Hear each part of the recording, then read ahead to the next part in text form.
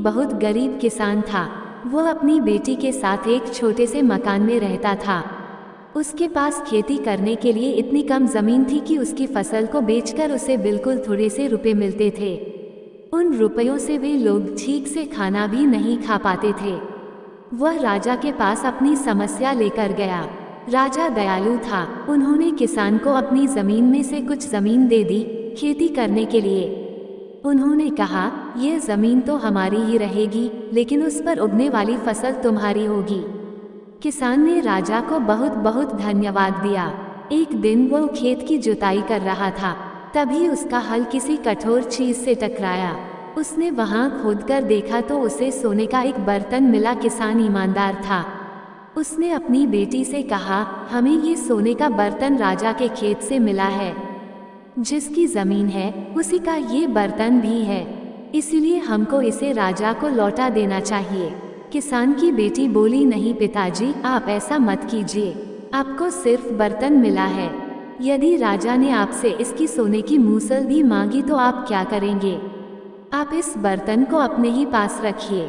लेकिन किसान को ये बात ठीक नहीं लगी।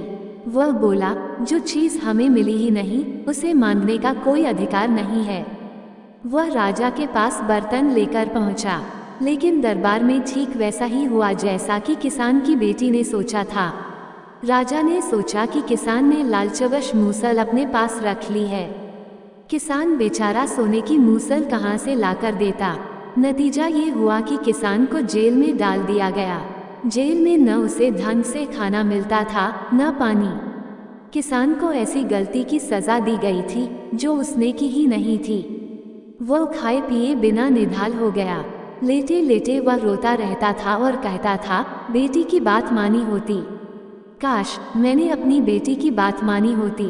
एक दिन राजा ने उसे ऐसा कहते हुए सुन लिया। उन्होंने किसान से पूछा कि वह ऐसा क्यों कह रहा है। तब किसान ने राजा को पूरी बात बताई। राजा को अपनी गलती का एहसास हुआ। किसान को तुरंत छोड़ दिया गया। किसान की बेटी को राजा ने दरबार में बुलाया। उससे बातें करने के बाद राजा को पता चल गया कि वो कितनी बुद्धिमान है। किसान की बेटी को राज्य के खजाने का मंत्री बना दिया गया। उन्हें रहने के लिए घर और सभी सुख सुविधाएं दी गईं।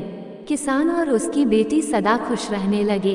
किसान को थोड़ा कष्ट जरूर झेलना पड़ा, लेकिन अंत में जीत सच्चाई की हुई। इस कहानी से हमें ये शिक्षा मिलती है कि आप कर्म करो, फल की चिंता मत करो। अगर आप सभी को ये कहानी पसंद आई हो तो अपने दोस्तों में भी शेयर कीजिए।